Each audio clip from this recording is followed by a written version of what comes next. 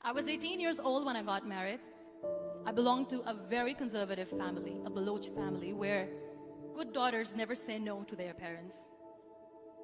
My father wanted me to get married, and all I said was, if that makes you happy, I'll say yes.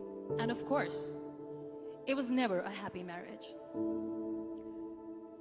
Just about after 2 years of getting married, about 9 years ago, I met a car accident.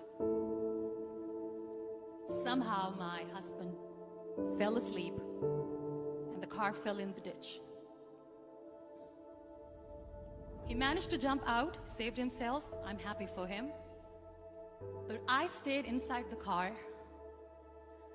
and I sustained a lot of injuries. The list is a bit long. Radius ulna of my right arm were fractured. The wrist was fractured. Shoulder bone and collarbone were fractured. My whole rib cage got fractured. But that injury that changed me and my life completely was the spine injury. Many people came to rescue. They gave me CPR. They dragged me out of the car. And while they were dragging me out, I got the complete transection of my spinal cord. Those 2.5 months in the hospital were dreadful. I was at the verge of despair.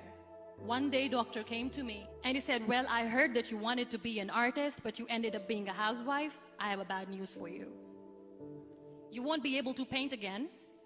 Next day, doctor came to me and said, your spine injury is so bad, you won't be able to walk again. I took a deep breath and I said, it's all right. Next day, doctor came to me and said, because of your spine injury and the fixation that you have in your back, you won't be able to give birth to a child again. That day, I was devastated. I started to question my existence. Why am I even alive? So what kept me going was, one day I asked my brothers, I know I have a deformed hand, but I'm tired of looking at these white walls in the hospital and wearing these white scrubs. Bring me some colors, bring me some small canvas. I want to paint. So the very first painting I made was on my deathbed, where I painted for the very first time. What an amazing therapy it was. Without uttering a single word, I could paint my heart out. I could share my story. People used to come and say, what lovely painting, so much color. Nobody could see the grief in it. Only I could. And that day I decided that I'm going to live life for myself.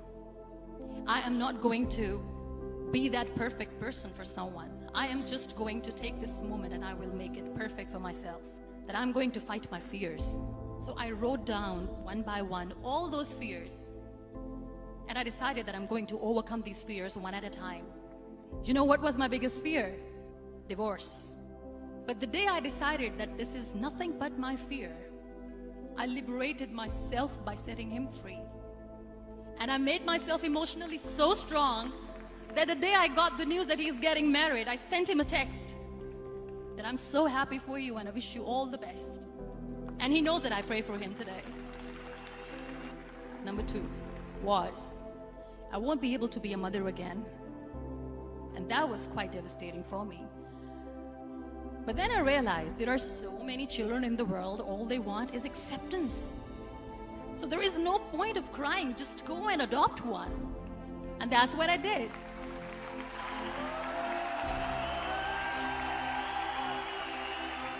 I gave my name in different organizations, different orphanages, and I waited patiently. 2 years later, I got this call from a very small city in Pakistan. I got a call and they said, are you Muniba Mazari? There is a baby boy and would you like to adopt? I could literally feel the labor pain. I said, yes, yes, I am going to adopt him. I am coming to take him home. And that day, Niall was 2 days old, and today he's 6. You know, when you end up being on the wheelchair, what's the most painful thing? People think that they will not be accepted by the people because we, in the world of perfect people, are imperfects. So I decided to appear more in public. I started to paint. I have done a lot of modeling campaigns. I decided that I'm going to join the national TV of Pakistan as an anchor person. I became the National Goodwill Ambassador for UN Women Pakistan, and now I speak for the rights of women, children. I was featured in BBC 100 Women for 2015. I'm one of the Forbes 30 under 30 for 2016. So when you accept yourself the way you are, the world recognizes you. It all starts from within. We have this amazing fantasy about life. This is how things should work. This is my plan. It should go as per my plan. If that doesn't happen, we give up. I never wanted to be on the wheelchair. Never thought of being on the wheelchair.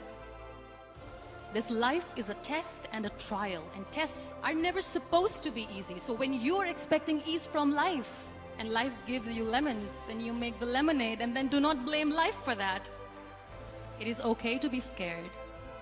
It is okay to cry. Everything is okay, but giving up should not be an option. They always say that failure is not an option. Failure should be an option, because when you fail, you get up, and then you fail, and then you get up, and that keeps you going. Embrace each and every breath that you are taking. Celebrate your life. Live it. Don't die before your death. Real happiness lies in gratitude. So be grateful, be alive, and live every moment.